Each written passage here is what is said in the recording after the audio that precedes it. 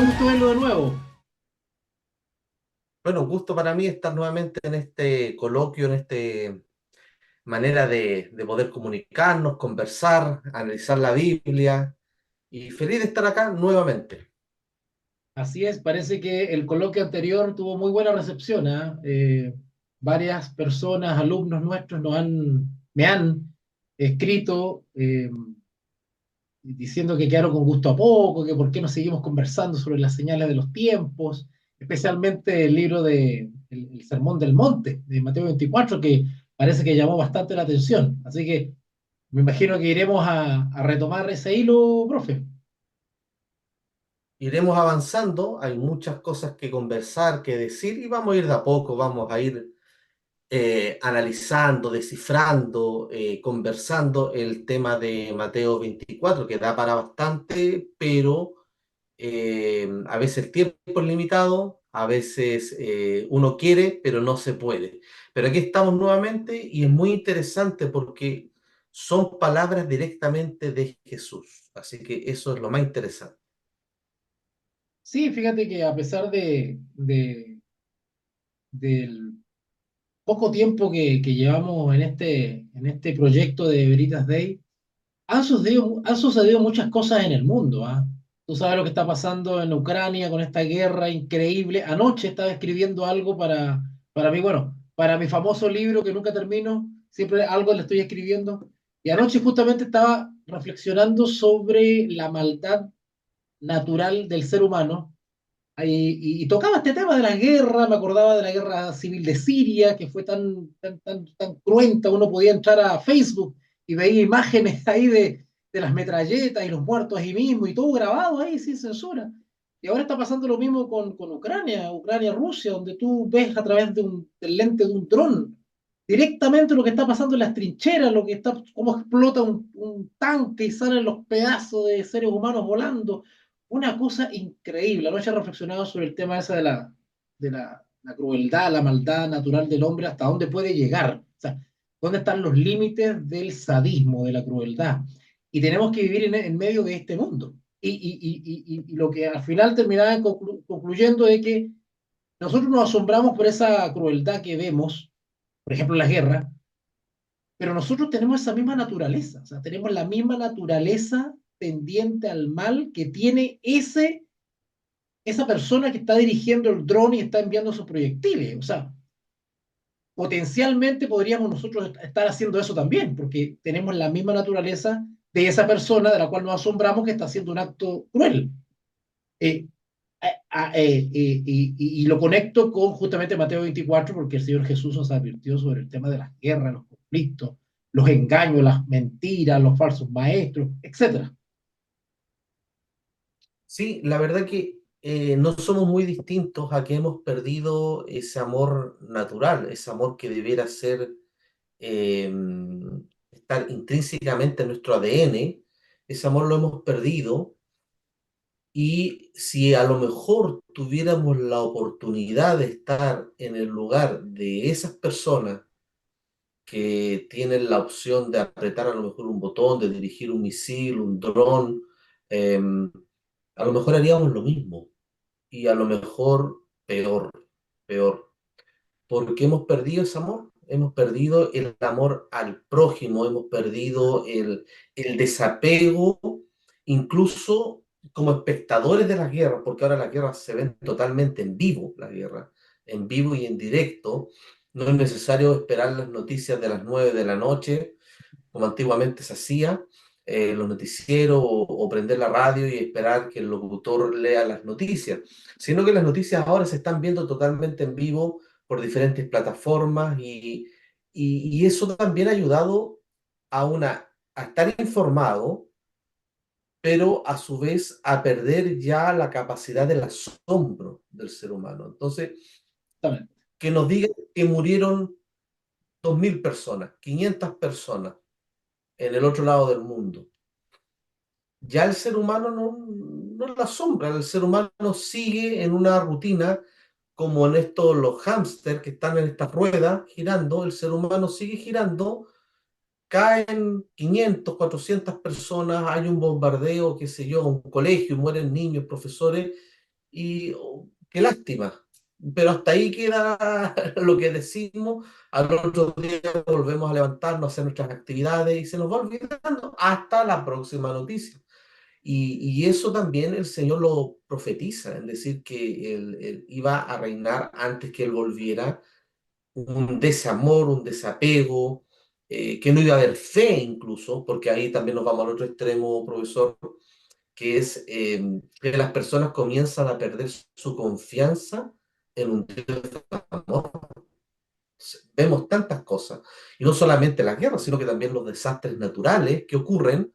Entonces vamos perdiendo el asombro, vamos perdiendo la capacidad del amor, el amor al prójimo, y además la capacidad de creer en que hay un Dios que está al control a pesar de lo que está ocurriendo, a pesar de lo que vemos. Tú mencionaste una palabra clave, que justamente la estuve desarrollando ayer, domingo, cuando estudié el segundo capítulo de El origen del libro este de la filosofía de Karl Jasper, donde él trata justamente sobre el origen del filosofar, el origen de la filosofía, y él justamente nos mencionaba que dentro de tres orígenes que él identificaba, no él en realidad, él desarrolló algo que ya había hecho Platón, que era justamente él hablaba del asombro, la duda y las situaciones límite. El asombro, justamente al habituarnos, o sea, nuestra mente, ¿verdad? Porque el conocimiento, la realidad, todo se interioriza a través de los sentidos, a través de un proceso sensitivo, y la mente procesa toda esa información que los sentidos capturan. Y cómo todo eso, en el caso de la crueldad y el ejemplo que te daba, cómo se va perdiendo la sensibilidad, se va perdiendo la capacidad de asombro, ya no te asombras de ver descuartizados, de ver sangre, de ver miembros volando, cosas y balazos. Uno va perdiendo la sensibilidad y la capacidad de asombro prácticamente se va endureciendo. Y eso afecta sin duda o tiende o tendería a endurecer la, la naturaleza humana, que ya es normal, o sea, se normaliza, como también se normalizan conductas inmorales, o se normalizan conductas incívicas o conductas antiéticas o conductas. O sea, el ser humano es libre, somos lo que observamos, somos lo que contemplamos. Con lo que contemplamos nos vamos alimentando. Y de eso depende que todo nuestro sistema moral, personal, cuando hablamos de moral, hablamos de ciertos parámetros, ciertos principios que nos rigen internamente, la conciencia, eh, que nos hace ser virtuoso o vicioso. O sea, de nosotros depende eh, cómo vamos procesando todo ese tipo de cosas que el exterior nos ofrece. Es muy fuerte eso. Eh, ¿Y qué te parece si avanzamos con las señales que nos dio el Señor Jesús? A ver si hay algo de eso ahí. Sí, en Mateo 24, y es el capítulo que vamos a estar analizando, estudiando, eh, y que también se replica en otros capítulos del Evangelio de Lucas y en el de Marcos. Sí. Están las señales, y es triste tener que leerlas porque vemos que el mundo no va a mejorar, va a ir de mal en peor. Entonces, cuando las personas creen que vamos a ir superando las etapas, el mundo va decreciendo, va retrocediendo y nos vamos poniendo insensibles, insensibles. Entonces, el punto es, o hasta qué punto la humanidad va a llegar a soportar, dicen muchos. Bueno, nosotros sabemos que va a haber un punto de fin que es la segunda venida, que va a colocar fin a todo esto. Claro, el que no es creyente ve que el mundo está decayendo. Mira, Walter, sabes que en las vacaciones familiares visité un pueblo, y si alguien nos escucha, me gustaría que fuera. fuera, que es allá en el sur de Argentina, perdón, que es Calafate. En ¿ya? Calafate es realmente un pueblo ideal para vivir. No hay rejas en las casas, no hay barrotes, los bancos no tienen cámara, no tienen rejas, quedan cerrados. Fíjate que yo le preguntaba a un trabajador de un restaurante, argentino, obviamente, le decía yo, ¿por qué anda tanto perro aquí en el centro del pueblo, de la ciudad?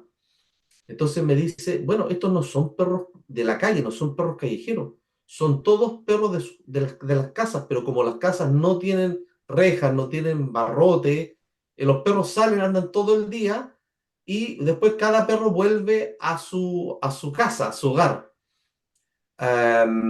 Conversaba con un taxista también que andaba con todo el dinero ahí a la vista, todo el dinero que había ganado durante el día ahí a la vista, así, Encima encima la- del, digámoslo, del panel del vehículo. Y hay un museo ahí, que si alguien va, visítelo, muy barato, un museo, en el cual hay un reloj gigante, grande. De hecho, profesor, usted lo puede buscar por internet, puede buscar el museo, todo. Y ese reloj está marcando un museo, o sea, un reloj grande de 2x2 debe ser gigante, y está marcando 5 minutos para las 12. Es un museo científico donde llevé a mi hija para que se explicaran los glaciares, todo lo que tiene que ver con la nieve, ¿verdad? Y además tiene esta sección el museo en la cual te explica que al mundo le están quedando los últimos 5 minutos de existencia. Oh, Cuando tú pasas el reloj y entras a una especie de túnel, dice antes de entrar que tú adviertas a tus hijos o, o a las personas que son más sensibles por las imágenes que se van a ver. Entonces muestra ese túnel que está totalmente oscuro con una música muy tétrica y luces, y te van mostrando alrededor acá en el túnel, unas pantallas pequeñas como de computador, pero te van mostrando todo lo que está ocurriendo en el mundo y que al mundo le queda poco. Poco. Te muestran desastres ecológicos, naturales, te muestran guerra, te muestran la hambruna, sequía, donde nunca había habido sequía.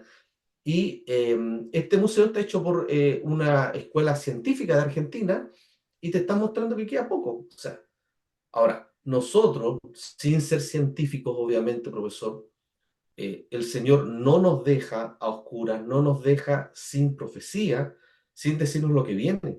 así es. Me impresionó tanto que yo grabé esa parte del museo.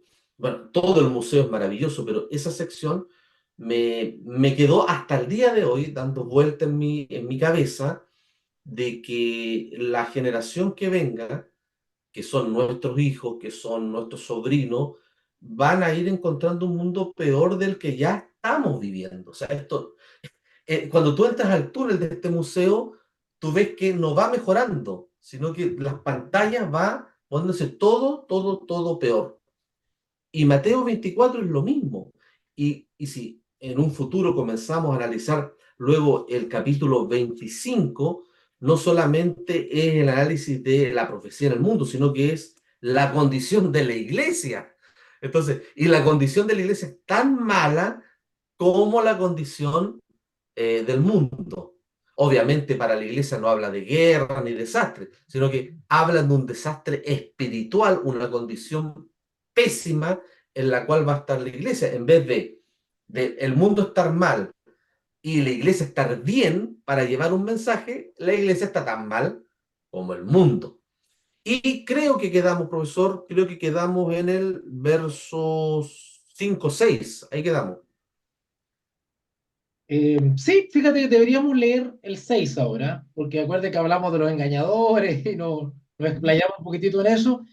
Y hoy día, al repasar esto, claro, hablaba justamente de guerra. Oye, y a propósito de lo que dijo, profe, la condición de la iglesia, que la vamos, ojalá podamos desarrollarla en algún coloquio que está más adelantito, la ¿Sí? condición de la iglesia también constituye una señal. del Así tiempo. es, La condición de la iglesia también constituye una señal del tiempo del fin, porque así efectivamente es. el mismo sermón, y perdona que me explaye un poquitito antes de dar lectura, la, el enemigo de la profecía ha intentado regar la idea de una conversión mundial, de que el mundo se va a convertir, del que al final de los tiempos Chile para Cristo, Latinoamérica para Cristo, el mundo para Cristo, y se habla de una conversión masiva, universal, y eso es un engaño, eso es una ilusión, es algo idílico, eso es algo utópico, es un idealismo exacerbado, porque la escritura efectivamente Mira, profesor, cada día va a ser peor. déjame interrumpirte y te doy nuevamente la palabra.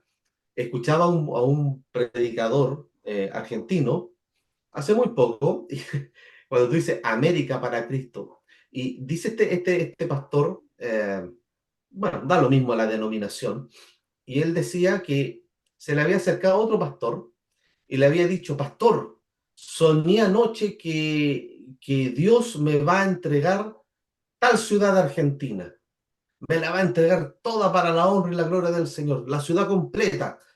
El Señor me mostraba que me entregaba las llaves de la ciudad, así que vamos a ir a conquistarla, Oh, toda para Cristo. Y este pastor le respondía y le decía, pastor, usted el otro día había perdido hasta las llaves del auto y no las podía encontrar, y usted cree que el Señor le va a estar entregando las llaves de la ciudad, le decía. Entonces, lo uno es lo que tú dices. Tenemos sueños que son eh, utópicos, son sueños, son esos sueños que se alejan de la irrealizable. realidad.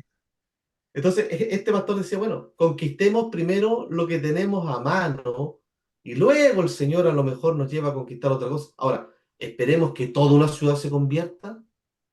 No lo sé, no lo creo. Está tan arraigada la maldad. Las iglesias estarían llenas, ¿sabes tú, profesor, que lo que está más faltando en las iglesias, partiendo desde la católica, pasando por todas las iglesias evangélicas, es juventud? Están careciendo las iglesias de jóvenes, de Exactamente, niños. buen punto. Buen punto. El domingo pasado fui invitado a una ceremonia, a una congregación, y antes, de la reunión, antes del culto, hicieron una once, un tecito, hicieron ahí una merienda, y me senté al lado del pastor que dirige esa congregación. Conversaba con él, y bueno, él sabe, o sea, no se sorprendió de lo que yo le pregunté, pero se le pregunté con su qué. ¿Verdad? Entonces yo le dije, bueno, ¿y dónde están los jóvenes? ¿Dónde está la juventud? ¿Dónde están los hijos de los hermanos que están sentados ahora allá abajo, alabando y adorando? ¿Dónde están los hijos en estos momentos? Bueno, los hijos están en la casa pegados en TikTok, o están en la casa de un amigo, o están haciendo cualquier cosa, pero no están buscando a Dios. Ahora, ¿por qué no buscan a Dios? ¿Qué pasa? ¿Están decepcionados de la religión? No se los está satisfaciendo? ¿La religión no lo está llenando? ¿Están decepcionados? ¿Han visto mal ejemplo? ¿Han visto hipocresía? ¿Qué está pasando? ¿Qué está pasando? Entonces, el tema de el mundo para Cristo, Chile para Cristo, Perú para Cristo, Bolivia para Cristo, eso es una mentira. Es una mentira porque cuando nosotros analizamos las señales de los tiempos, tenemos que comenzar a hacerlo desde las premisas ya establecidas por la misma profecía. Que la profecía nos habla que al fin de los tiempos y antes de la parucía, la segunda venida de Cristo, habrá solamente un remanente, un residuo, una iglesia pequeñita, un poquito de fieles que se han mantenido leales ante toda la maldad, ante toda la avalancha de la maldad. Es más, las profecías bíblicas solamente nos hablan que a medida que pasan los tiempos, el mundo y la iglesia solamente se irán degradando más, porque hasta la iglesia, las señales de los tiempos nos describen que será infiltrada, deteriorada, será viciada, pervertida, distorsionada, el mensaje evangélico será diluido y por lo tanto Dios tendrá que levantar un ejército de valientes para el tiempo del fin, una especie de modernos reformadores que reivindiquen la sana doctrina. Entonces, claro, el ejemplo que tú me dabas, profesor, es un pastor o un dirigente o un creyente puede tener el sueño que quiera, pero el sueño hay que contrastarlo, hay que probar los espíritus si son de Dios o no. El sueño, la visión o el mensaje supuestamente revelado, mira qué privilegiado, ¿ah? Dios le habló a él específicamente, ¿no es cierto? Que toda una ciudad o qué sé yo se iba a convertir. Bueno, hay que ver si ese mensaje se condice con el mensaje de la profecía bíblica, porque si no ese mensaje no es real. No, no es real. Y el pastor que estaba predicando por las redes sociales era amigo de este otro pastor y este otro mismo pastor le decía, bueno, perdiste las llaves del auto el otro día, ¿ah? Y Dios te va a entregar las llaves de una ciudad. No fuiste capaz de mantener las llaves de un auto. Mira, mira, esta cosa es súper sencilla, es súper sencilla. La Biblia de tapa a tapa nos enseña que si en lo poco somos fieles, más responsabilidades y en lo más se nos pondrá. O sea, si no somos fieles en lo Exacto. poco, mal estaría confiársenos nuevos desafíos. Si en los desafíos pequeños, si en las cosas sencillas no somos leales, fieles y obedientes, mal estaría estarnos confiando en la conversión de un país completo. ¿Te das cuenta? O sea, esa es la regla bíblica. Abraham, Ahora, cuando dio el primer, Abraham cuando dio el primer paso, salió de Ur, de Caldea, y fue una cantidad de experiencias progresivas que se le fueron atribuyéndosele y responsabilidades que se le fueron dando en la medida que Abraham respondía por la fe. A Moisés lo mismo. Y sin embargo, la Biblia también nos enseña que aquellos que no son fieles, ejemplo de eso, el pueblo de Israel, cuando no eran fieles, la presencia de Jehová se retiraba. Entonces, ¿cómo? incluso para respaldar lo que estamos conversando, en Lucas 18:3 lo dice. Os digo que pronto les hará justicia, dice, pero cuando venga el Hijo del Hombre y se pregunta, ¿hallará fe en la tierra?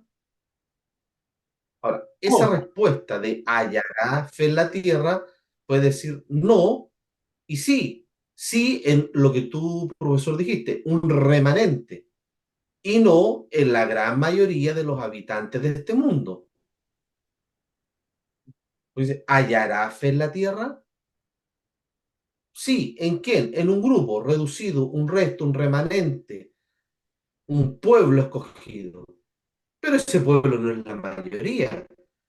Ese pueblo no va a ser todo el mundo o el 90% del mundo. Y en el mismo libro de Lucas, que es el capítulo 7, cuando Jesús sana al siervo de este romano, de este centurión, eh, dice en el verso 9, no vamos a leer todo el capítulo, solo el verso 9, porque todos conocen la historia, dice, al oír esto Jesús se maravilló de él y volviéndose dijo a la gente que lo seguía, os digo que ni aún en Israel he hallado tanta fe. O sea, en el mismo pueblo que se decía esperar al Mesías, no había tanta fe o no había fe como en este hombre que era un pagano. Era un pagano el centurión. Entonces, si estos dos versículos los llevamos al tiempo del fin, podemos decir, bueno, no va a haber fe, ni va a haber una espera por la segunda venida. Que la iglesia misma, que debería ser la depositaria o referente de la fe, corre el riesgo de perderla. Es decir, de cansarse de esperar, porque tú citaste en Lucas 18:8 y el versículo ¿Mm? anterior, el 6 dije, y dijo el Señor, oí lo que dijo el juez injusto. ¿Y acaso Dios no hará justicia a sus escogidos que claman a Él día y noche? O sea, hay un pueblo que está clamando y está esperando una respuesta. Y segunda pregunta, ¿se tardará en responderles? Hay un pueblo que está esperando. Bueno, este pueblo se cansará de esperar porque el 8 después dice, os digo que pronto les hará justicia. Pronto, ¿cuándo? Bueno, la iglesia tiene que seguir esperando por la fe, porque es por la fe. pero cuando venga el Hijo del Hombre, es decir, cuando ya efectivamente eh, se manifieste el Hijo del Hombre, y la iglesia debió haber estado esperando el tiempo que sea necesario, la iglesia hallará fe en la tierra, refiriéndose a la iglesia. Sin embargo, Dios también nos enseña en su escritura, y esto tiene que ver con los ramos que tú vas a dar, profesor, que tiene que ver con la panorámica del Antiguo y del Nuevo Testamento.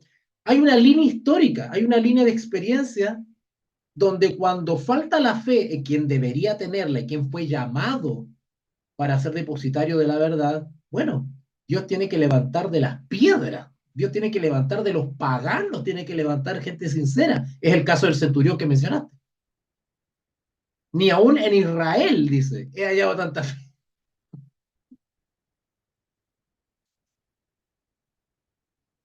Está silenciado, parece. Y era, sí, ahora sí, y era el pueblo escogido de Dios, el pueblo de Israel.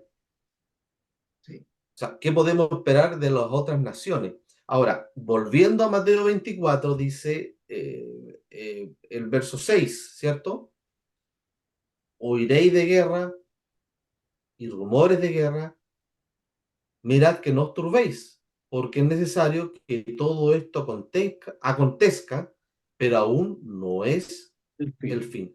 Se levantará nación contra nación y reino contra reino, y habrá pestes, hambres, terremotos en diferentes lugares, pero todo esto es solo el principio de dolores. Estamos en los principios de dolores, eh, escatológicamente, proféticamente, estamos posicionados aquí en estos versículos entre el 6, 5, 9, por ahí está la humanidad actualmente. Y vemos, mira, yo quiero leer lo textual, profesor, estaba viendo antes de conectarnos las noticias acá de la BBC, ¿ya? Y hay una noticia que es de este mes, del 8 de agosto, hace poquitos días atrás, dice los países de Europa que buscan más reclutas o recurren al servicio militar obligatorio por temor a una guerra más amplia contra Rusia. Entonces, vemos que los países no se están desarmando, todo lo contrario, se están armando eh, con personas, ¿verdad? Primero con las personas, tener las personas, y luego con las armas que están cada vez más modernas. O sea, un dron ahora fácilmente puede derribar un dron de guerra, derribar un helicóptero. Entonces, vemos aquí que las palabras del Señor Jesús, donde se levantará nación contra nación y reino contra reino, se están cumpliendo no todos los años, toda la semana están apareciendo noticias de que el mundo está cada vez más bélico, aunque pregonan sus líderes la paz mundial, aunque pregonan de que todo se va a solucionar y que va a haber una tranquilidad, pero vemos que ocurre todo lo contrario. Vemos no solamente líderes políticos, sino que también vemos líderes religiosos que pregonan la paz, pero vemos que las naciones hacen todo lo contrario. Tú bien mencionabas, profesor, la guerra de Ucrania con Rusia, pero no podemos olvidarnos que tenemos otra, que es de Israel, ¿verdad? Y con todos estos, ¿cómo llamarlo? Estos perritos que ladran entre todos, ¿verdad? Que son todos los países que rodean ahí a Israel, son igual que estos perritos que ladran todos juntos. ¿Te has dado cuenta que están desde las casas ladrando? Bueno, Una manada así le ladran a Israel, que rodea a otro.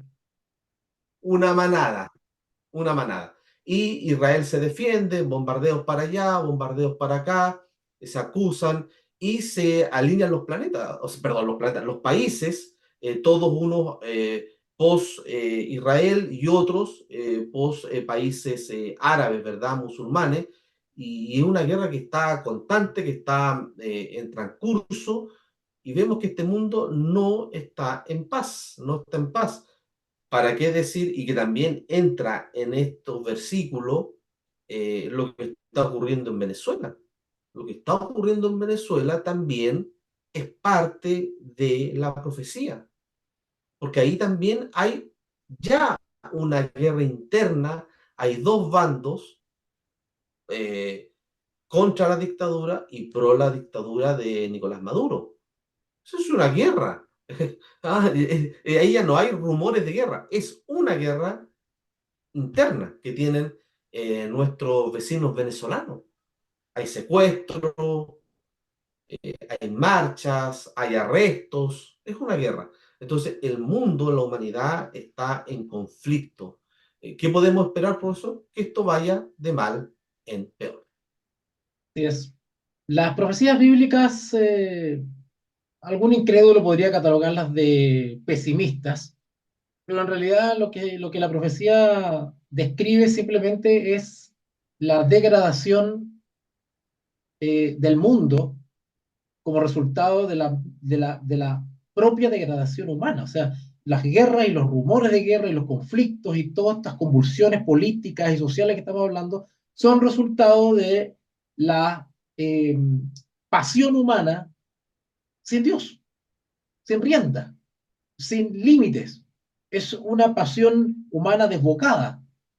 Es muy decidor el texto que leímos recién en Lucas, donde dice, ¿hallará fe en la tierra? Porque claro, la experiencia de fe, como dice Romanos capítulo 1, ¿cierto? El justo por la fe vivirá. Es decir, el fin de los días o el fin de nuestros días o la espera de las promesas que el Señor Jesús nos dio es un proceso o es un lapso que se vive, se experimenta en esta tierra por la fe. O sea, la fe consiste en esperar, la fe consiste en confiar. Bien lo dice el libro de Hebreos, el capítulo 11, versículo 1, cuando dice, la Es, fe es la certeza de lo que se espera, la convicción de lo que no se ve. Entonces, el sermón, por ejemplo, de Mateo 24, que es una serie de señales, en realidad el énfasis no está en la señal misma, porque esas señales son dadas para que nosotros no nos turbemos, no nos preocupemos, nuestra fe no se tambalee cuando comencemos a ser testigos de situaciones fuertes, crueles, donde la maldad humana o la influencia del enemigo de Dios se vea cada vez más, sea cada vez más evidente. No nos desanimemos. De hecho, yo tengo acá en este momento, mientras tú hablabas, yo busqué en la Biblia de Jerusalén el mismo versículo que leíste, ¿Mm? Mateo 24 6 en adelante, y nota la expresión que aquí, que es mucho más clarificadora. Oiréis también hablar, dice, oiréis también hablar de guerras y rumores de guerra. Cuidado, no os alarméis, dice. Mire qué lindo. No os alarméis. ¿Por qué? Porque es necesario que suceda, pero no es todavía el fin. O sea, en otras palabras, tenemos que seguir esperando un poco más.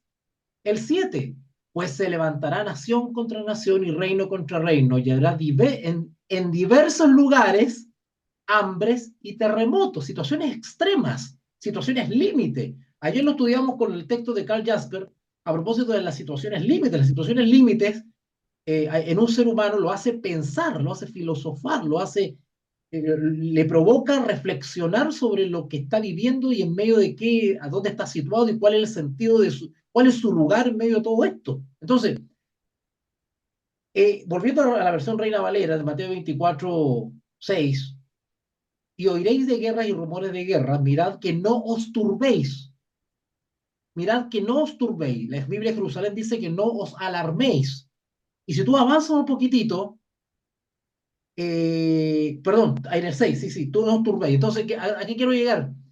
Que estas señales del fin son dadas para que efectivamente no nos sorprendamos, no nos pille fuera de base este tipo de cosas, sino que a pesar de que todo esté negro, por decirlo así, que todo parezca en nuestra contra, pues tenemos que seguir esperando. Aún no es el fin. No os sorprendáis, no os alarméis, porque es necesario que esto acontezca. Así que cuando esto suceda, no se desanimen, no se desanimen. Y también, profesor, lo podemos ver desde otra perspectiva. No es para que nos asombremos, nos asustemos, sino que nos preparemos. Esto es lo mismo, estas señales es como un conteo en cuenta regresiva. cuando usted viaja, profesor, y todos los que nos van a ver, y yo mismo, viajamos en vehículo, en un bus, y uno dice, bueno, ¿cuánto queda para llegar a tal ciudad? Y van las señaléticas en la carretera a 40 kilómetros, a 20 kilómetros, a 10 kilómetros, a 5 kilómetros, y cuando nos encontramos con el gran cartel que dice, bienvenido a, no sé, Iquique, bienvenido a Santiago. Esta señal es eso, es decir, queda poco. Pasaste esta señal, queda poco, queda poco. Ahora, ¿para qué ciudad? Para la nueva Jerusalén y para el regreso de Jesús. O sea, son señales que nos van demostrando que está pronto a venir y nosotros como cristianos, como seguidores de la palabra, ir viendo dónde vamos. Creo que queda pocos minutos, aquí me avisó el Zoom, no queda nada me parece, y te doy el pase. Mira, Ah, bueno, como esto no es un sermón, una clase, estamos en una conversación, ¿verdad? Más informal, te pido el pase. Mira, yo decía que las señales se ven también desde el otro punto de vista, que son las mismas señaléticas que están en la carretera, ¿verdad? Usted está a 20 kilómetros, a 15 kilómetros, a 2 kilómetros de la ciudad, cuando usted dice bienvenido a la ciudad de Santiago, por poner un ejemplo. Estas señales también no, son señaléticas en esta ruta, en este caminar, que el Señor nos colocó para decir, bueno, estamos cerca de llegar, o está cerca la parucía, que tú la nombraste, ¿verdad? El gran evento que todo cristiano está esperando. Ah, es bueno estudiar los evangelios y las versiones también, ¿verdad? Los diferentes evangelios y las diferentes versiones de cómo se plantean los mismos versículos. Y en Marcos 13, el verso 8 agrega una palabra eh, que a mí me gusta mucho. Dice, pues se levantará nación contra nación, reino contra reino, igual que en Mateo, y habrá terremotos en muchos lugares, igual que en Mateo, y habrá hambre, ¿verdad? Pestes, dice en Mateo, y aquí agrega una palabra, y dice, mm, y alborotos. Ahora, ¿qué vivimos nosotros el 2019 acá en Chile? Una gran insurrección, ¿verdad? sí, Social. un alboroto social. Un alboroto. Eso fue un alboroto. Y no solamente, profesor, fue aquí en Chile, fue en diferentes partes del mundo. Ahora, algunos dicen que eso fue concertado, planificado. Puede ser. Y tienen gran porcentaje de que a lo mejor así fue. Alboroto. Mira, otra noticia, profesor, déjeme compartirla. La estaba leyendo también ahora en la BBC. Dice la dura respuesta del gobierno británico y las contramarchas por los graves disturbios en Reino Unido protagonizados por miembros de la extrema derecha. Una nación que es Inglaterra, que es un país que está en el primer mundo, ¿verdad? Un país, digámoslo, civilizado, moderno, que está allá en Europa. Bueno, marchas, disturbios, alborotos. Entonces, esto no está dejando ajeno a ninguna región del mundo, a ningún continente, a ningún país. Entonces, están habiendo alboroto, Venezuela es otro, y se levantan marchas, alborotos, donde gente queda herida, gente muere, eh, personas que sufren, ¿verdad? Otros por ideales salen a marchar y que son utilizados por ideologías. El Señor no nos deja, y yo quiero eso, y con esto termino, profesor, no nos deja en su infinito amor sin la advertencia, lo mismo que en las carreteras. Vuelvo al mismo ejemplo, las carreteras. Las señaléticas nos van advirtiendo a cuánto estamos de el lugar de llegada. Entonces, el Señor, con su infinito amor, nos advierte, hijo, queda esto. Hijo, cuando tú veas esto, quedan tantos kilómetros para que yo regrese. Entonces, no esperemos que mejore, sino que lo que debemos anhelar en nuestro corazón es que estamos pronto a ver al Señor cara a cara. Ahora, y vuelvo a repetir, con esto termino, es que el pueblo debe trabajar la fe, debe ejercer la fe, debe prepararse espiritualmente hablando y educacionalmente hablando. No somos llamados a salir a la calle a predicar o a gritar o ir a tal lado por impulsos emocionales. El mundo también está esperando del mundo evangélico respuestas que sean razonables, pensantes. Y para eso el pueblo de Dios debe prepararse en la palabra para llevar un mensaje coherente y con una respuesta oportuna a lo que muchas personas también se están preguntando. O sea, guerra ya, conflictos acá, alboroto, terrorismo, desastres, terremotos. Bueno, el cristiano debe estar preparado en la palabra, tener un buen fundamento, un buen cimiento para ir y enseñar esto. Y yo sé que Veritas Day está para eso, profesor. Y efectivamente, tú eres uno de los que está a cargo el programa de bachiller en teología, donde vas a hablar seguramente hay un ramo, ¿cierto?, de globalismo y nuevo orden mundial. Y ahí vamos a abordar todo este tipo de cosas que están sucediendo en el mundo, porque muchas de esas no son muy espontáneas que digamos, sino que están destinadas justamente a traer caos, anarquía, convulsiones, porque son los medios que ocupan, ¿no es cierto?, ciertos poderosos para poder alcanzar sus fines.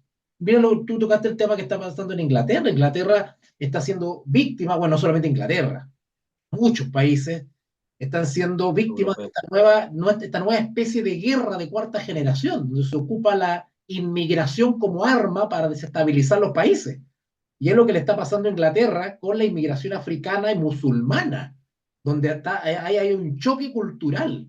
Entonces, claro, se coligan todos los brazos, los tentáculos que tiene este globalismo, ¿no es cierto?, para de alguna manera etiquetar o desprestigiar o desacreditar a la misma gente común y corriente que reacciona frente a esta injusticia o frente a estas situaciones que le están imponiendo desde organizaciones internacionales.